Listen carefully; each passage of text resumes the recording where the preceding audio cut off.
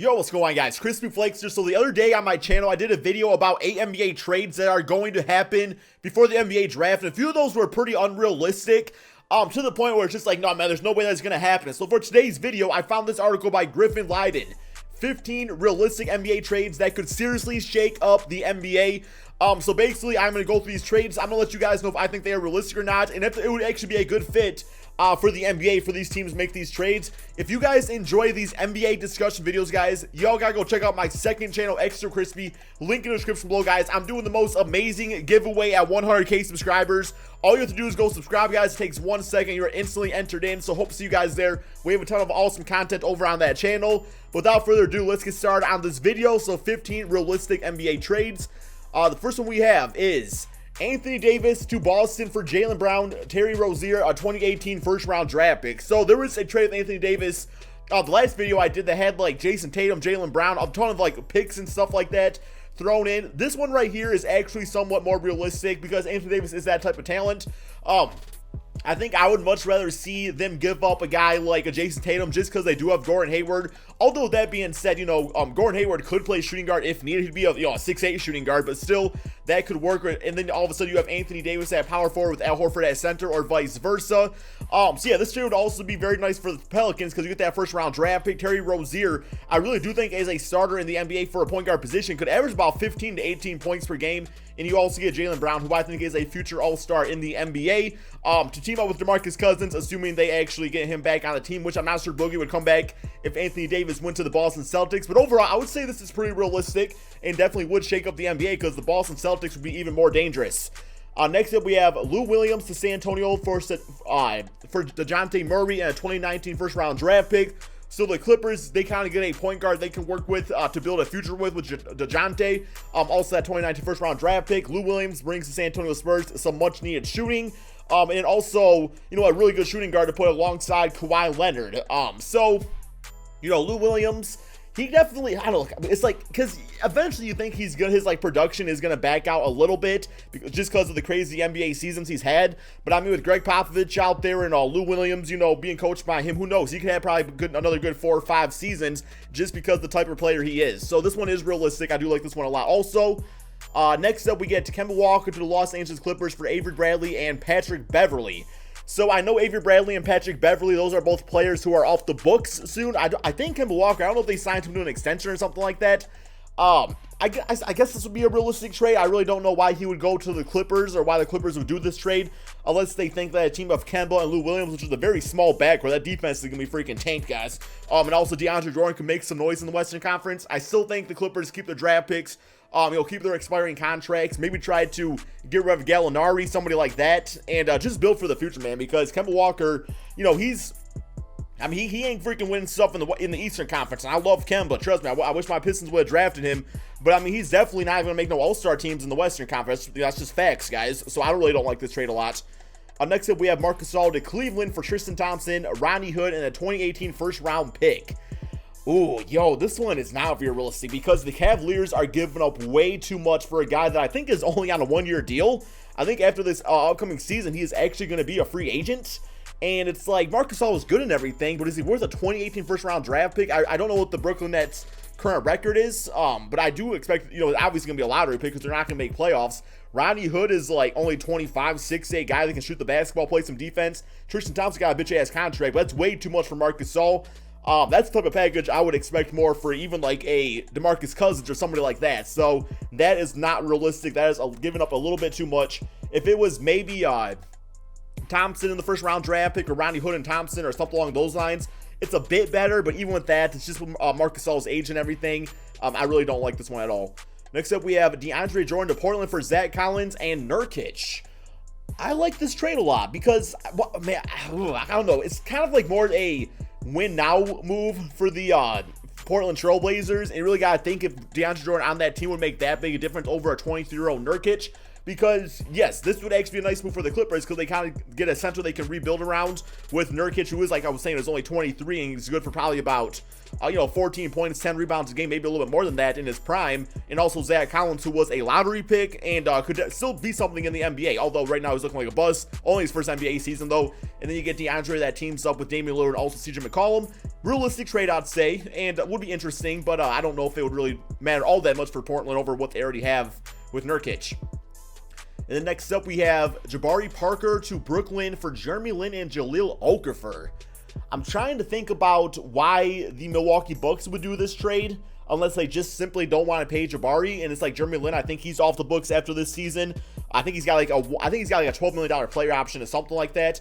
Jahlil Okafor, he just looks like he's not going to be nothing crazy in the NBA. Now the Brooklyn Nets, this is great because a team that struggled getting, draft picks and everything because they traded them all the way to the Boston Celtics, a few years back.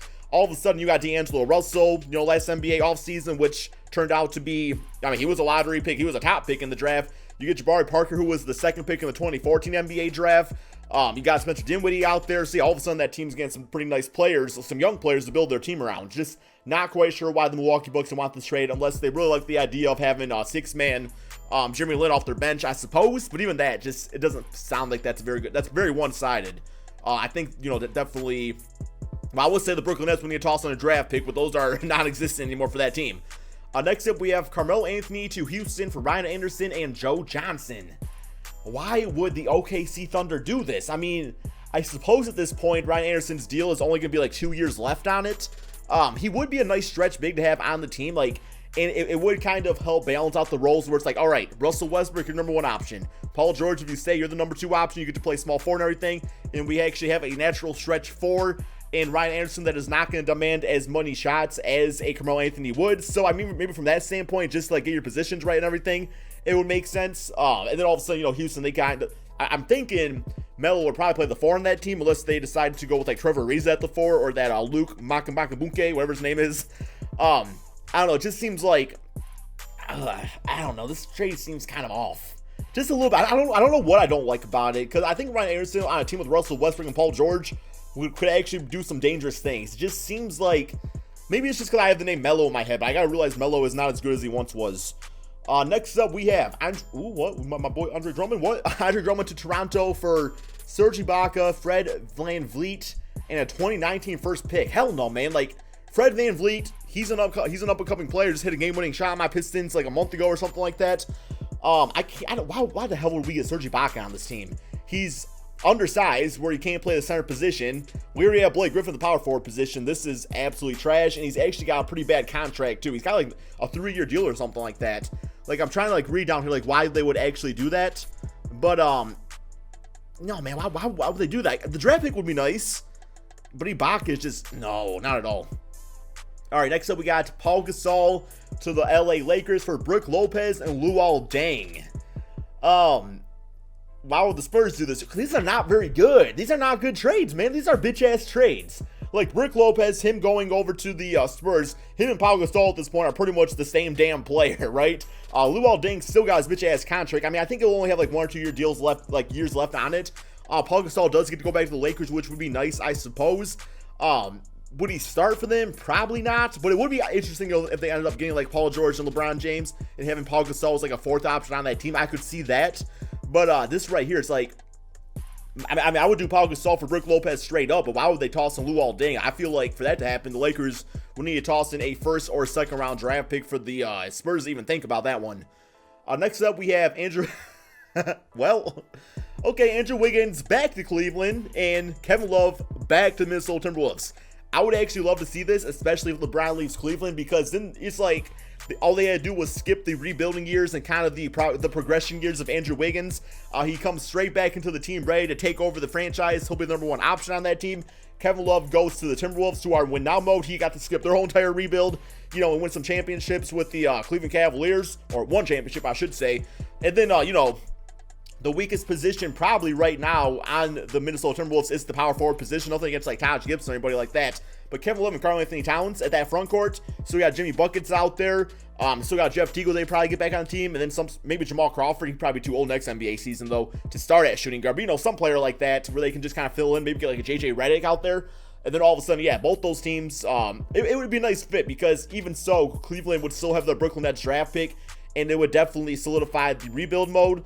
Or realistically, if LeBron James stayed, Andrew Wiggins could play shooting guard, and that would just be fun to see, because it's kind of what if Andrew Wiggins would have stayed over Kevin Love. Next up, we have Aaron Gordon to Dallas for Harrison Barnes and Nerlens Noel. So, yeah, this will be nice because Dennis Smith and Aaron Gordon, both those players right there are going to be future stars in the NBA, I would say.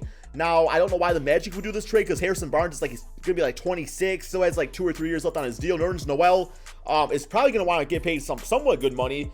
I guess from the standpoint that, maybe the Orlando Magic don't think that Aaron Gordon is the answer to their problems. Then I guess Harrison Barnes is by the time that team's done rebuilding, Harrison Barnes is going to be off the books. For now, he's going to, bring them a nice, decent score at the small forward position. And then Nerlens Noel, who knows, under the right circumstance, could still be something in the NBA. So it would be a nice chance for him over there. And of course, like I was saying, Dallas Mavericks to kind of get the replacement of Dirk Nowitzki at the power forward position in Aaron Gordon. Next up, we have, what's this, man? Kawhi Leonard to the Philadelphia 76ers for Dario Saric, Markelle Fultz, and the 2018 first-round pick that belongs to the Los Angeles Lakers. Okay, if the Spurs are not happy with Kawhi Leonard, then this is one hell of a haul you get back, because Saric is only going to be 24. Markelle Fultz, in his first game back from injury since October, looked like a future all-star point guard, and that Lakers pick is going to be lottery. And then, of course, Philadelphia, they get Kawhi Leonard to help with their process, and all of a sudden, you're probably running probably Ben Simmons handle the ball at point guard. You got JJ Redick at shooting guard. You have, the man Kawhi Leonard at small forward. You have Joel Embiid at center. And then somebody at power forward. I don't know who that quite would be.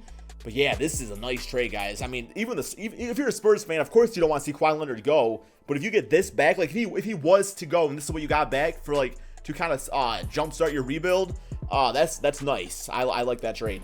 I don't think Spurs fans would like it very much. They're probably I want LeBron James for Kawhi Leonard, which is totally fair. Next up, we have DeMarcus Cousins to Chicago for Zach LaVine, Bobby Portis, and Cameron Payne. I am just going to neglect this one real quick and just say no. It makes no sense for DeMarcus to go to Chicago. And if he goes to Chicago, why the hell would they give up Zach LaVine and Bobby Portis, who are two of their biggest, star players on their team? Then all of a sudden, it's just DeMarcus Cousins on the Sacramento Kings again, except it's the Chicago Bulls. Not going to happen. Next up, we have Isaiah Thomas to Miami for Justice Winslow and Josh Richardson. So yeah, the Lakers, they get some good young players out there, probably for their bench, and Justice Winslow and Josh Richardson. I mean, I'm sure those guys could start if needed, especially Josh Richardson at this point, who's had a really nice NBA season. And then, you got Isaiah Thomas, Hassan Whiteside. Now, what I don't understand, though, is that Miami Heat already have Goran Dragic, Dragic, I should say. So, unless they were maybe trying to trade him away for something, I guess that would make more sense, but I don't know, it would be kind of cool to see Isaiah Thomas play with Hassan Whiteside and Dwayne Wade on the Miami Heat, although Isaiah Thomas and Dwayne Wade did not exactly work out in Cleveland, so who knows how this would be. And then finally, for our last trade here, guys, I would say probably about roughly half of these were realistic so far. Let's see what this final one is. Paul George to the Lakers for Julius Randle, Brook Lopez, and a 2018 second-round draft pick. So this is more of the direction of the sign and trade, where the Lakers, because Paul George is on a one-year deal. So this is what I don't like about this. For one, Paul George, like I was saying, he's going to be a free agent. So, I mean, why would he go to a team, or why would he do a sign trade to a team he wants to go to for talent off that team? Where he could just sign with them. They can make some moves out there, probably get rid of Brook Lopez. Maybe Julius Randle will take less money to play alongside Paul George, or maybe he would just go to a different team. Who really knows at that point? But at this point, it's like you have no chance to get Julius back on our team, and you're giving up that second round draft pick. Not realistic at all. I mean, for the Thunder, if you knew Paul George was leaving, and you could get a 24-year-old athletic power forward in Julius, and you could get Brook Lopez off your bench, and you can get that second round draft pick, and yeah, that's good for you. But for the Lakers, it makes absolutely no sense. A little bit underwhelmed by this article, guys. I mean, I was really expecting some good thought out trades right here. There was a few good ones, but there was a few that just made absolutely no sense at all. From a realistic standpoint, though, I will say that often when there's a trade that goes down, there is one team that gets screwed over the other. It's never really an even playing field. So I guess we can kind of make that argument here that some of these were very one-sided. But that's just kind of how trades go in the NBA, unless it's for just like some role players or something like that. Anyway, guys, give me your thoughts on these trades in the comment section below. And also let me know in the comment section below, what is your most realistic trade you would like to see happen this NBA season? Thank you all so much for watching. Be sure to drop that like, subscribe if you're new to my channel, and peace out, my friends.